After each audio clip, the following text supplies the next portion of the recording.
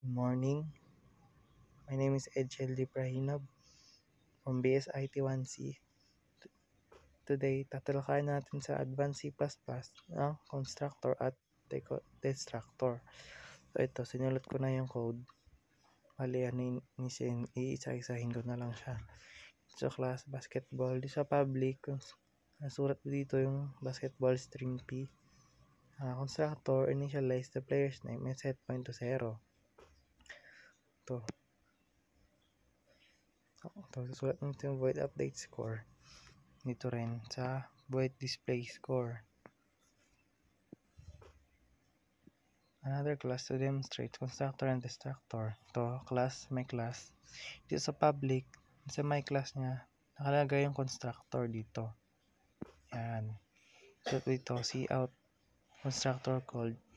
And dito naman sa my class, cout destructor called. It cleans up the data. ENDL. Tapos dito sa int main, create ng object inside the scope ng create ka. Sa my class, destructor will be called when objectives goes out of the scope.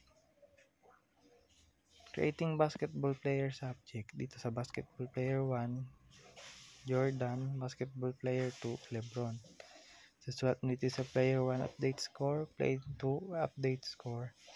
Sa player 1 display score. Sa display 2 display score. Ito sa cout, the greatest of all time, ENDL. Irarun na natin siya. So ganyan yung kanyang kinakalaban.